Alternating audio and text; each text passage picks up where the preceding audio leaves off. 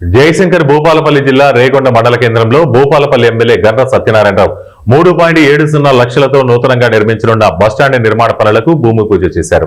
ఈ సందర్భంగా ఎమ్మెల్యే గండ్ర సత్యనారాయణ మీడియాతో మాట్లాడుతూ రేగొండ మండల కేంద్రంలో నియోజకవర్గ ప్రజల రవాణా సౌకర్యార్థం నూతన బస్టాండ్ ఏర్పాటు చేయడం జరుగుతుందని, రేగొండ మండల కేంద్రం పరకాల, భూపాలపల్లి, ములుగు, చిట్యాల, టేకుముట్ల పట్టణాలకు కేంద్ర బిందువుగా ఉందన్నారు.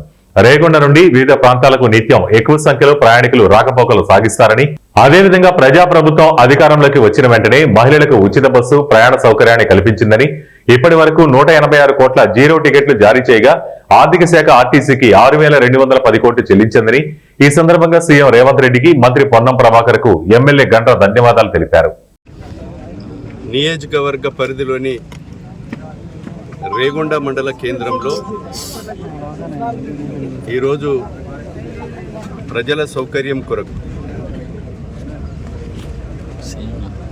గౌరవ ముఖ్యమంత్రి రేవంత్ రెడ్డి గారు సహకారంతో రవాణా శాఖ మంత్రులు పొన్నం ప్రభాకర్ గారు సహకారంతో ఈ రేగొండ బస్టాండ్ కొరకు 3,70 రూపాయలు ఈరోజు మంజూరు తీసుకోవడం జరిగింది. ఇది ప్రభుత్వ జీవో. ఈ జీవో ప్రకారంగా రాష్ట్రంలోనే 28 బస్టాండ్లకు ఇచ్చారు.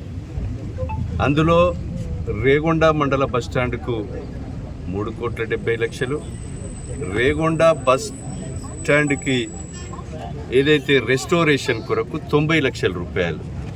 ఈ రెండు కూడా ఈ నియోజకవర్గంలో మంజూరైనాయి. చిట్యాల బస్ స్టేషన్ కూడా 50 లక్షల రూపాయలు ఈరోజు మనం మంజూరీ తీసుకోవడం జరిగింది.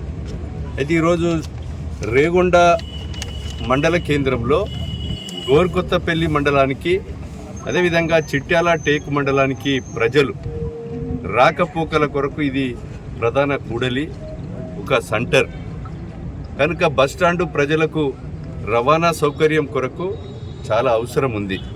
వాష్రూమ్స్ లేక, అదేవిధంగా నీడ లేక ప్రయాణికులకు అనేక అవస్థలు పడుతున్న పరిస్థితుల్లో ఈ విషయాన్ని రవాణా శాఖ మంత్రివర్యులు పొన్నం గారికి, అదేవిధంగా రేవంత్ అన్న దృష్టికి తీసుకుపోయి దీన్ని జీవో తీసుకొని ఈరోజు రావడం జరిగింది. దీన్ని భూమి పూజ చేశాం.